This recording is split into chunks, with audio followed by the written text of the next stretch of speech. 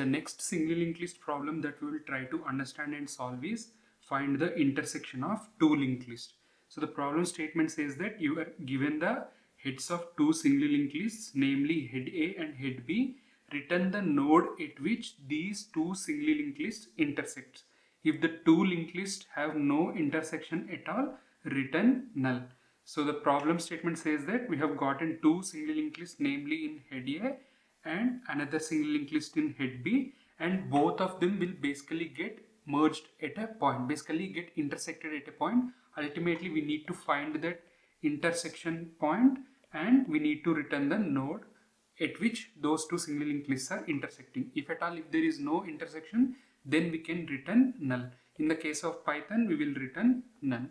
Okay, so that is the problem statement that we have gotten.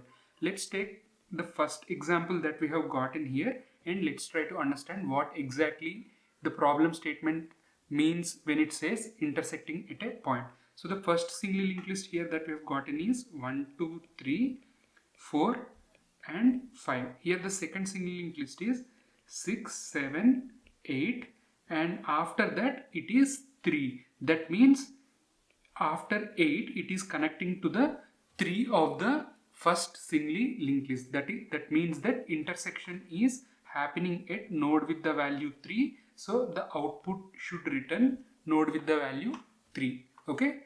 Similarly, if you take the second single linked list, here the single linked list has value 1, 2, 3, 4, 5 and second single linked list is 6, 7, 8, 9, 10. If you see, there is no common intersection point. That's the reason why we don't see any value that we have gotten here in this single linked list. As a result, we will return null here. In the case of Python, we will return none. If we take the third single linked list here, 1, 2, 3, 4, 5 and second single linked list also 1, 2, 3, 4, 5. That means that the first node itself is intersecting. So output should return head with the value 1. Okay. If you take the second example here, fifth example here, 1, 2, 3, 4, 5 and the second single linked list is 2, 3, 4, 5. That means the second single linked list is nothing but the sub linked list of the first linked list. That means that intersection is happening at 2. So the output should be 2. If you see, you should get the better understanding of at first example what it means to be intersecting at a point. Basically, whatever the first common value that you find in both the single linked list, that is where the intersection is happening. Okay, so that is what the problem statement that we have gotten. After looking into this problem statement, right, if we can find a node, the first node which is common between two single linked lists, we are good. That is the point at which the intersection is happening. So we need to find the first common node out of the two singly linked lists.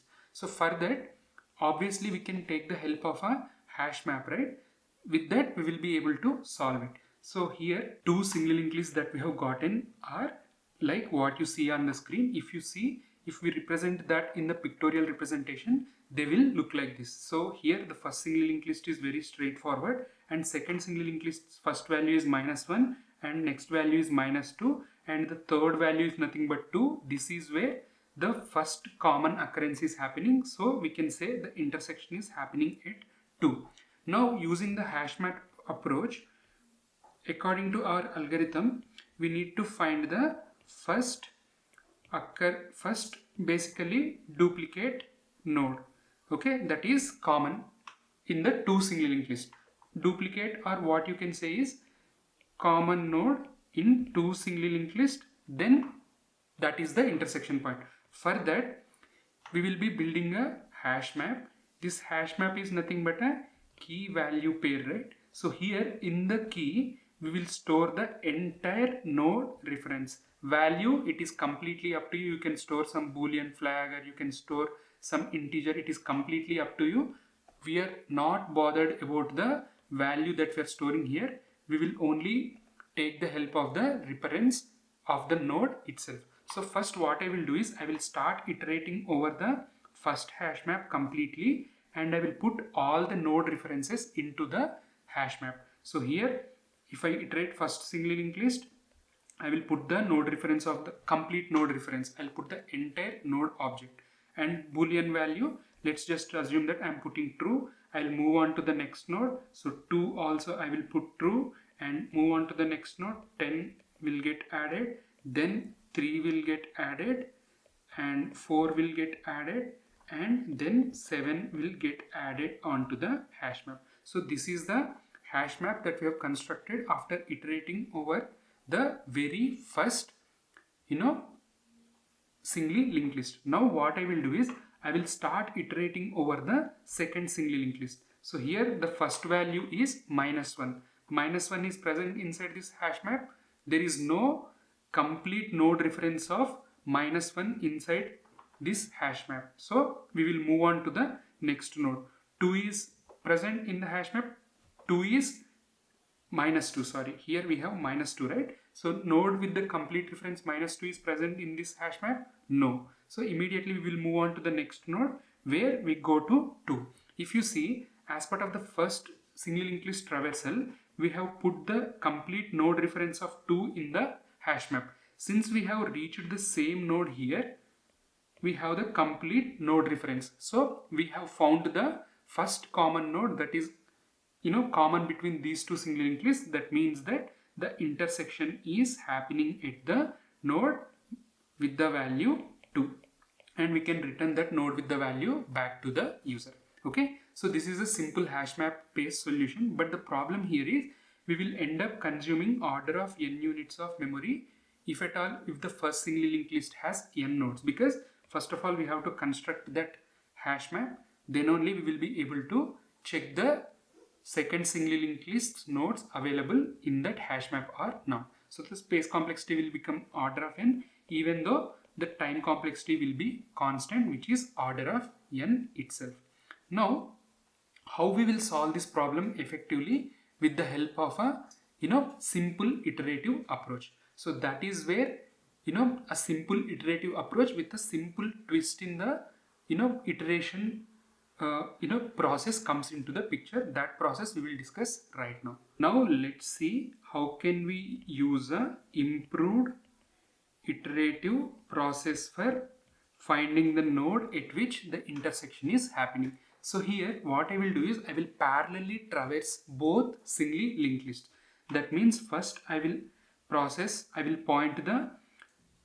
take help of one variable called first node or something. It will be pointing to the head node of the first singly linked list. Similarly, I will take another variable called second pointer. It will be pointing to the head node of the singly linked list. Now immediately what I will do is, as long as this first pointer and second pointer are not same, I will keep on moving them to the next nodes. So here I will move the first node by first pointer. As long as first pointer is not equal to second pointer, then we will keep on moving to the next node. So here first pointer is pointing to -1 and first pointer is pointing to the node with the value 1 and second pointer is pointing to the node with the value -1. Both the node references are not same. So what we will do? We will simply move on to the next node. So second node will move to the node with the value -2, and here first node will move with the value 2. Now again what I will do? First pointer has a value of 2 and second pointer has a value of -2. Both of them not equal. So what will happen? First pointer will move to the next node and second pointer will move to the next node, which is nothing but 2. Again both of them will get compared. -10 is not equal to 2. So what will happen? First pointer will move on to the next node and second pointer will also move to the next node. Here first node has a value of 3 and second node has a value of -10. So both of them are not equal. We'll move the first pointer to next node and second pointer to the next node. Again 4 is not equal to 3. What will happen? First pointer has moved to the next node and second pointer also moved to the next node. Here first pointer and second pointer pointing to 7 and 4.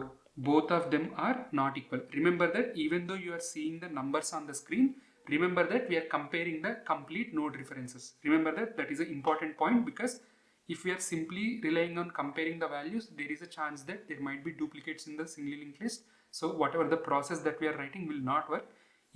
that means even though you are seeing the numbers here, we are comparing the complete object of that node's references. Okay. Anyway, here 7 is not equal to 4. But here at this point of time, first pointer has reached the end of the first singly linked list, because this first pointer is pointing to the first singly linked list, right? And it has reached the end. That means once it reaches the end of the singly linked list, we will move this first pointer to the beginning of the second singly linked list. If at all the second singly linked list pointer reaches the end, then we will point it to the first singly linked list head node. Since it has reached the end, let me change the pen color to orange, and it will point to the head node of the second singly linked list, which is nothing but -1. Again, what will happen? We have moved this first pointer to the last node, and second pointer also will get moved to the next node here. And here first node has a value of -1 and second node has a value of 7. Both of them are not equal. So what should happen? First pointer should move on to the next node. So it will point to the -2. Immediately here second pointer has reached the end of the second singly linked list. In that case, what we will do? We will move it to the head node of the first singly linked list. So it will come to the head of the first singly linked list. Again we will compare. -2 is not equal to 1. What we will do? We will move to the next. So here first pointer will point to the node with the value 2, and second pointer will get moved on to the next node, and it will come here. At this point of time, if you see, both second pointer and first pointer are pointing to the same node. So 2 is equal to 2. So the object reference will match, and we can no longer compare because both of them are pointing to the same node. That is the reason why the intersection is nothing but we have that intersection at node with the value 2. Okay, so that is the simple iterative process that we will be following. Simple, we will take the first pointer pointing to the head of the first singly linked list, that means head A, and another pointer, it will point to the head of the second singly linked list, which is nothing but head B. As long as this first pointer is not equal to second pointer, we will simply update both of them to the next. But at any given point of time, if they are already pointing to the tail node, what we will do? We will move that to the other singly linked list head node. By doing so, at a point, both of them will meet at the same node. That node is nothing but the intersection node of the two singly linked list. By updating that to the other singly linked list, what we are doing? We are making it traverse equal number of times. As a result, both of them will meet at the same point, and that will be nothing but the intersection point. So that is the math behind it. Okay, very simple example. Now, if let's just assume that what we will do, let me just take another example. 1, 2, 3 and 4. Let me take another example. -1, -2, -3 and 4. And after that, let's assume that we have 5. Now here, according to our algorithm, first what we will do? First pointer will point to the 1, second pointer will point to -1. Both of them are not equal. Then what we will do? We will move both of them to the next, and 2 and -2, which are not equal, so both of them will move to the next. And here, both of them are not equal, so both of them will move to the next. Okay, at this point of time, both have pointing to the same node, which is nothing but 4. So the intersection point is nothing but 4. Here we were able to reach this node in the same iteration without moving either first pointer or second pointer to the other singly linked list head, because both the singly linked list have the same length. If at all the two singly linked lists have different length, then we will see a case of where we have to move one of the pointer to the other singly linked list head node and continue the iteration till they meet at the same point. Okay, so that is the process that we will be following. Let me quickly go ahead and write the pseudocode of this specific. So here what we will do, we will write one function called intersection of two linked list. They will take head A and head B, or head 1, head 2. It's completely up to you what variables you take both the single linked list. Immediately what we will do, we will define one variable called first node or second node or current node 1, current node 2. Variable names are completely up to us. Let's just name them as current node 1, which will be used for keeping track of the first single linked list. Similarly, current node 2, what will happen, will represent the second single linked list. Immediately what we will do, as long as both this current node 1 is not equal to current node 2, see here we are comparing the both objects. That means the references will basically get compared. In this process, at any point of time, if this current node 1 is equal to null, or in the case of Python we compare it with none. If this is the case, what we need to do, we need to update it to the second singly linked list head node, because in the iteration process we have reached the end. That means that it should go ahead and point to the second singly linked list head. So cn1 is equal to head B. If this is not the case, then what we will do, we have not yet reached the end, we will simply move on to the next node, cn1 equal to cn1 dot next. Along with that, this is the first single linked list. Similarly, we need to do the same thing for the second single linked list also, right? If cn2 is equal to null or none, then what we need to do, we need to move it to the first single linked list head node, which is nothing but head A. And if this is not the case, then we will simply move on to the next node. So cn2 equal to cn2 dot next. Okay, once this while loop gets completed, both of them will point to the same node. If at all, if there is any intersection, if not, anyway we are going to the next node, both of them will reach the end. In that case, we will not have any intersection point. Both of them will be pointing to the null or none in that case also. So it's completely up to us whether we want to return cn1 or cn2, as they will point to the same node. Okay, so that is the pseudocode. The time complexity will be obviously order of n in this, and the space complexity will be constant, which is order of 1. Okay, you see, whatever the hash map approach which consumed order of n units of memory, we have eliminated that by simply using a trick in the iteration process. The trick is nothing but, once we reach the end of the singly linked list, we will update that variable with the other singly linked list head node, so that in the iteration process they will meet at the same point. Okay, so that is the algorithm behind this finding intersection point according to the singly linked list. Now based on this, I want to give you another improvement that you can do, but the problem statement there would be, we will be given two sorted singly linked lists which are intersected at a point. Now your aim is to find the intersection point and return that specific node. So based on this additional property of two linked lists that we have gotten is sorted singly linked list, and we have already seen how do we merge the two sorted singly linked list, right? So based on that, see if you can find a algorithm for finding the intersection point effectively. Even though in that case also you can deploy the same algorithm, that will also work absolutely fine, but you can take the algorithm that we have already used in the merging of two sorted singly linked list, and you can find the solution even effectively. Okay, that problem I will leave it to you to implement and check out. If at all, if you are not able to, you can reach out to me. I'll write the solution for that as well. Now let's quickly write the Python logic for getting the intersection node between the two singly linked list, and let's just validate it for various scenarios.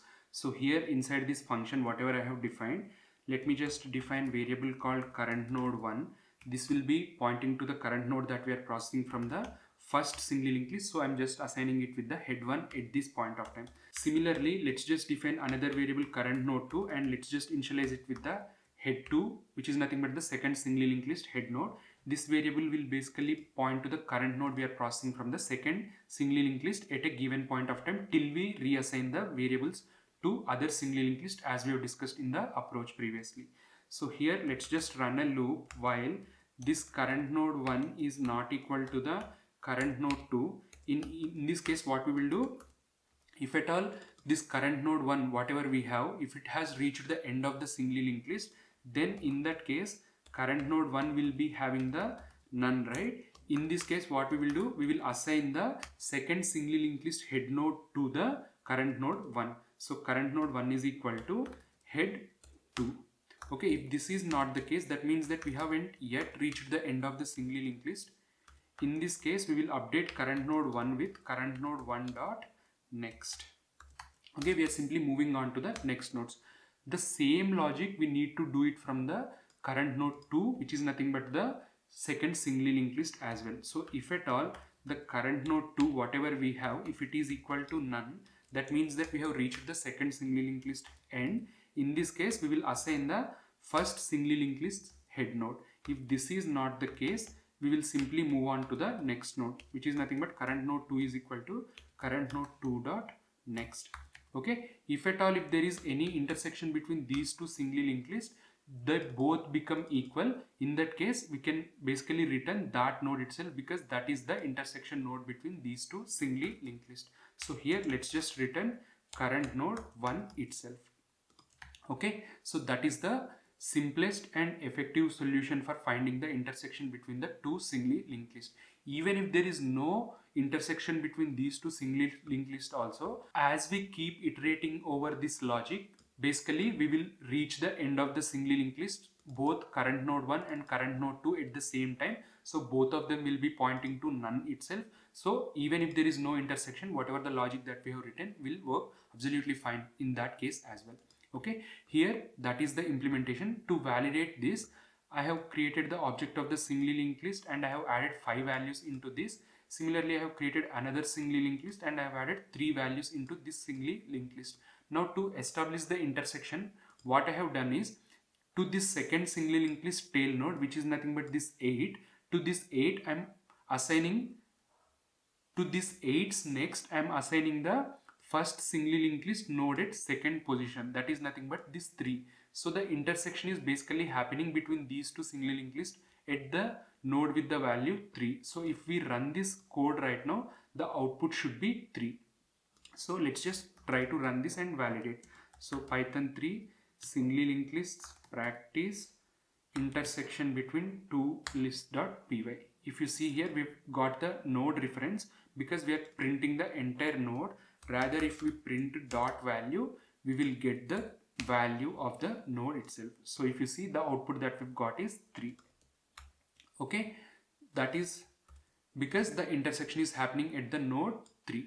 Let's just say if I assign it with the node at index 0, that means the intersection is happening with the node at index 0, which is nothing but 1. So if I run this now, the output that I've got is 1. For example, there is no intersection at all. In that case, obviously, we will be returning none itself, right? So we can't print dot value on a none variable. So let me just remove that and rerun the code. And the output I've got is none. Okay. So whatever the logic that I have written for checking if the intersection is available, and if so, to return the particular node at which that intersection is happening, is working perfectly fine.